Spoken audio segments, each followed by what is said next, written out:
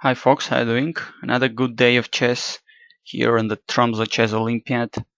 And today the national team of Norway, the first team of Norway, had to face Poland. Quite a serious challenge with all of their boards being strong GMs. And Magnus Carlsen today showed off to compete for his national team on the first board. And this time he was playing with white pieces against Radoslav Wojtaszek from Poland.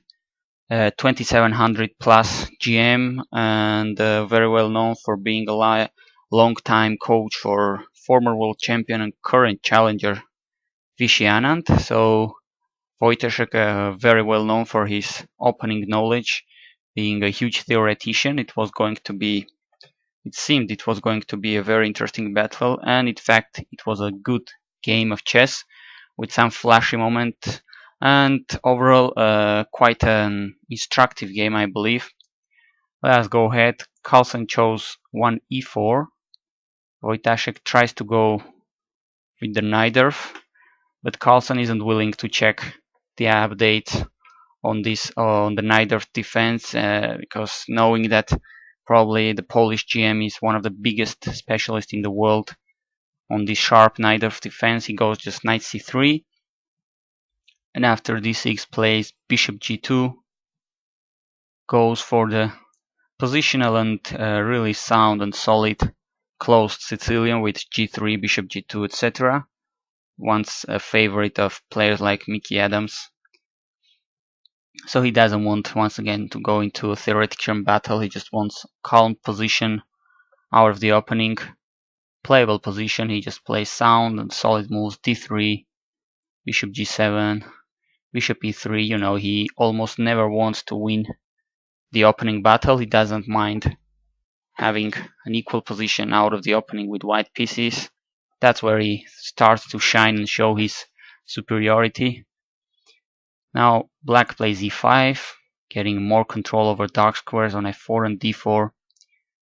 Knight to h3, certainly not the most common move here.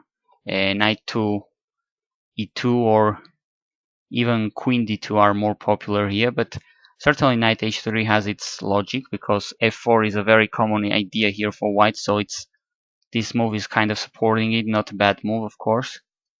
Knight ge7, and in fact Carlsen goes straight away for it. He plays f4, putting some tension on the center. Wojtaszek puts centralized knight on d4, good looking piece. Both players castle, and Carlsen plays queen d2, just quiet positional moves, developing pieces so far.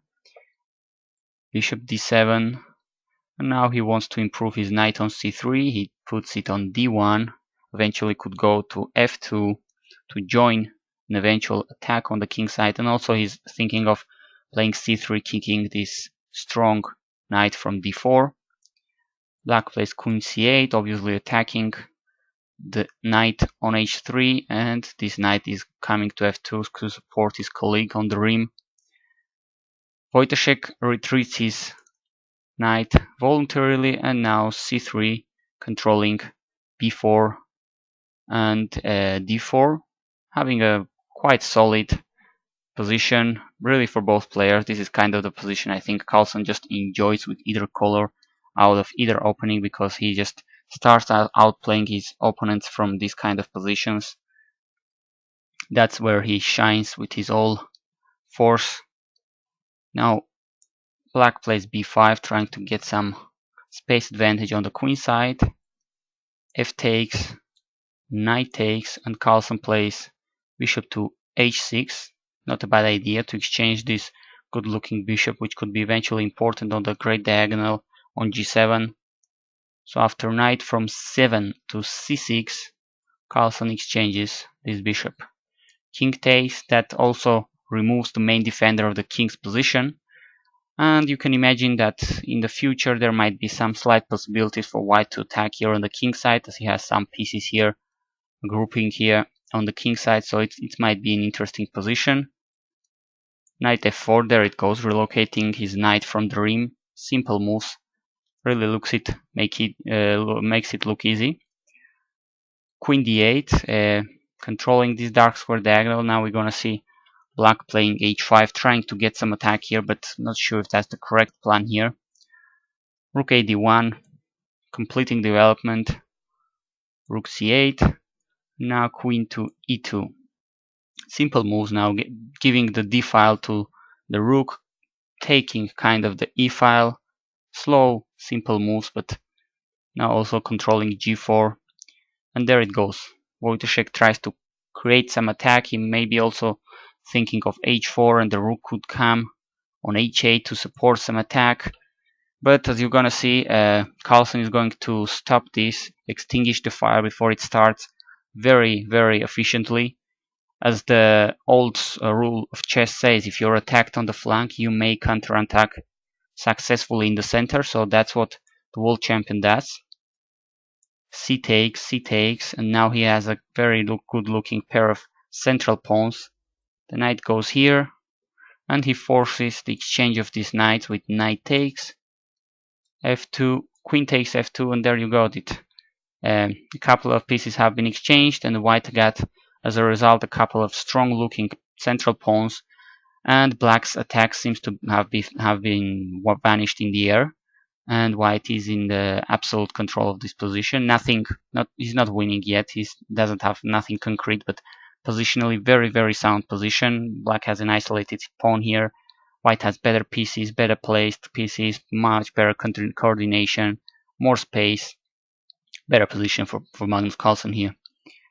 Black plays knight e7, rook d3, maybe intending to go rook to c3, trying to control the open c file. Maybe that's why black plays b4 to prevent rook from going to c3. But the rook goes to f3, and we're eventually going to see this f file with triple pieces here being very important. You can almost smell the kingside attack, as all white pieces are here focusing on the king side.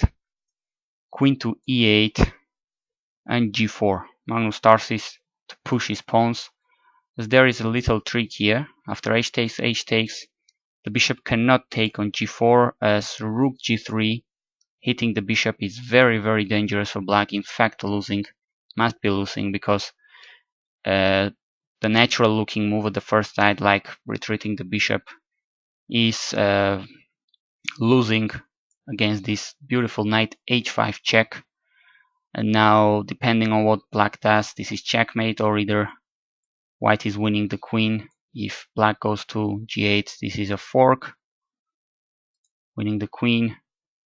Very similar if he goes to h7, this is winning the queen as well. And if black goes to, say, g8, well, he's going to be checkmated. It's going to end sooner on g7. So taking this pawn on g4, not a very great advice. Wojtaszek goes with the bishop to b5, annoying a little bit this rook, which goes to e1. And now queen goes to d8. Black can't find a proper place for his queen, can't find any active plan and something to do with the position. And Carlsen keeps pushing his pawn, putting a grip on black king's position, kind of sieging it slowly. Queen to b6, but now white is already winning with a beautiful bishop h3 move. And don't be fooled, white is not attacking really the rook. White is not caring here about the rook, and I guess black kind of missed white idea here, or maybe he didn't have anything better. He plays rook from c to d8, and here, if you're willing, you can stop the video to try to guess white's move, as it's a winning one, a very beautiful move. And there it goes, Magnus Carlsen winning in this position with his 31st move. Very beautiful bishop e6, really cute move. White has a massive attack, unstoppable. All the point is based in that fact that if f takes, now knight takes with a check is leading to checkmate. It doesn't matter too much where the black king goes. This is kind of forced. Checkmate, and white can choose which way he delivers checkmate. So the bishop on e6 in is untouchable. Wojtaszek can see that, but even if he goes to e8, protecting a little bit f8, now Carlsen could choose the way he was going to crush black. He chose the very elegant and fancy way, knight d5. Let's see another way he had. He had the other possibility of playing, for instance, rook h3, with the ideas of playing knight h5 check, and the queen would get into f6, having a checkmating attack. But he plays knight d5, very smart. Knight takes, simply bishop takes back, and Radoslav Wojtaszek here resigned because there's really no way black can stop White's simple idea of playing rook h3 and checkmating black with queen h6. I mean, maybe he has a way, but giving up his queen or something. I haven't really even bothered to look at that, but this is an absolutely crushing attacking position for White. So there it goes. Magnus Carlsen once again making it look easy with simple chess, outplaying a 2700 plus player, strong GM from Poland, and a long time coach of Vichy Anand, Radoslav Wojtaszek of Poland. Thanks for watching.